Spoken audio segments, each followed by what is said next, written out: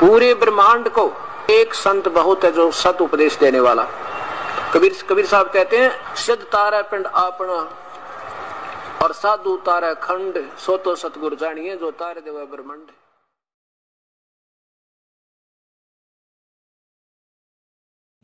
108 मंत्र आपको बताए जाते हैं, ज्यादा भी कर सकते हो कोई बात नहीं, और किसी दिन कम भी रह जाता चिंतित नहीं होना चाहिए, क्योंकि परमात्मा को पता है काल ने यू एजेंट छोड़ रखा मन कि यू भक्ति ना करने दे तुमने, लेकिन कुछ दिनों के बाद आत्मा इस पे प्रभावी ऐवी हो जाएगी और बैठ के इस तो भजन कराया करेगी।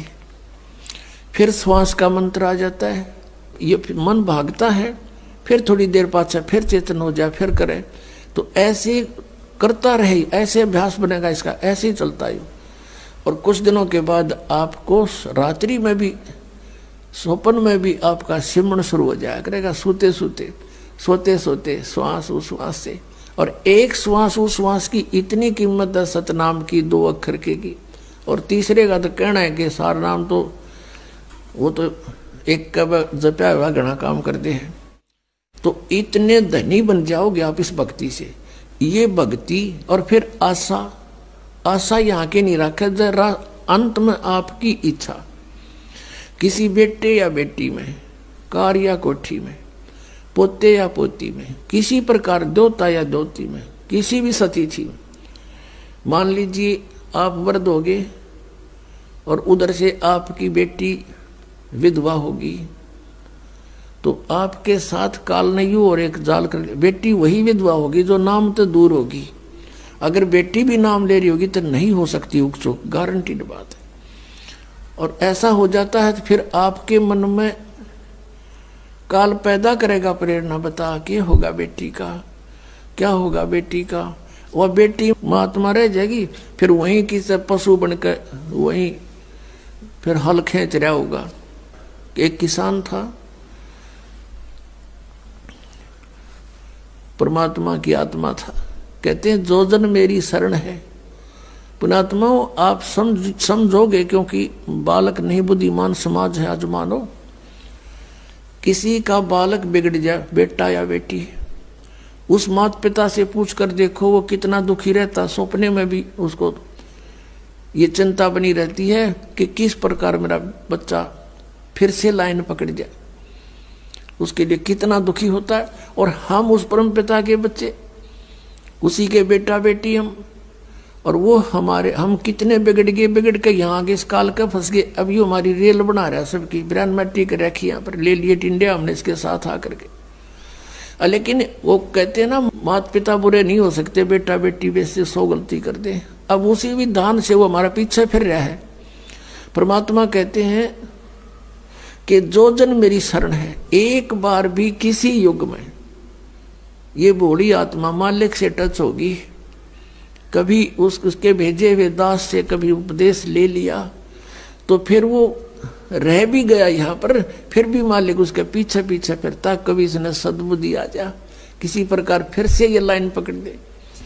तो ऐसा ही एक किसान था। अब उसके पास परमात्मा गए और उसे राम रमी करी, क्योंकि पिछला संस्कार जो होता है उसमें गुण होते हैं। उस किसान ने कहा, आओ महाराज, आओ बैठो, भोजन पाओ महाराज, दूध लाओ रे तेरे चाचा महाराज खातिर दूध लाओ। बहुत सेवा करी। अब परमात्मा ने कहा, भक्त कहा, चौधरी साहब कुछ भक्ति भी कराया करो। बोला जी भक्ति करा हम खूब। क्या करते हो? शिव जी भगवान का जल चढ़ा जा और श्याम जी की पूजा करते हैं। 8 ने पूड़े तार लिया, 2 ने खीर बना ले, और कभी कभी गंगा स्नान भी करके आते हैं। तो परमात्मा लगे उन्हें समझान, काफी देर तक सत्संग किया, समझाया। अब पुण्यात्मा थी काफी प्रेरित हुआ, अक महाराज बात तो सच्ची कहो तुम। कहा फिर उपदेश ले लो भाई। अकना अभी नहीं, अभी तो बालक छोटे छोटे हैं, इनको कुछ इनकी विवाह कर दूं और ये काम संभालने जोगे हो जाए महाराज जी, फिर पक्का नाम ले लूंगा। परमात्मा चले गए, साधु रूप में थे। बालक भी विवाह कर दिया बच्चों का, वो सारा कारोबार भी संभाल रहे हैं और पोता पोती भी हो रहे हैं। तब परमात्मा गए, अक भाई भगत अब तो आजा मेरी शरण में।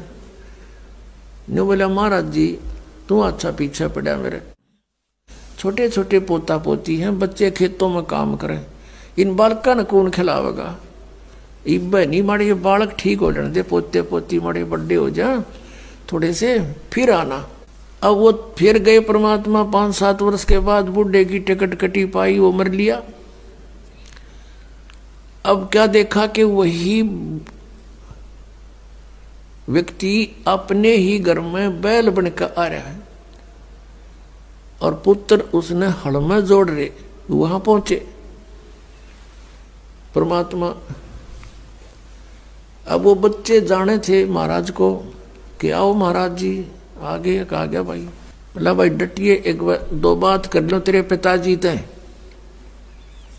वो बच्चा बोला जी पिताजी की तो मृत्यु हो ली। बोला भाई, वो परमात्मा बोले मुझे मालूम है। अब उस बैल के पास गया, कान में कुछ मंत्र से बोले।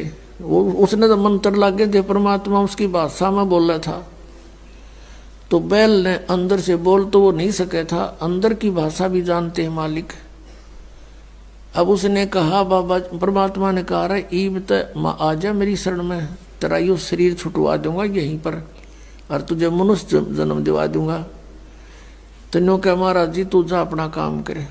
अब मेरी जगह पे कोई और बैल आ गया और काम ठीक ना करेगा तो मेरे बड़का का टोटा नहीं हो जाएगा। अब परमात्मा चले गए, भाई ठीक है। कुछ दिनों के बाद क्या हो गया कि वो बैल वाला शरीर भी छूटना ही था, कभी ना कभी मृत्यु होगी। फिर वो बन गया सर्प।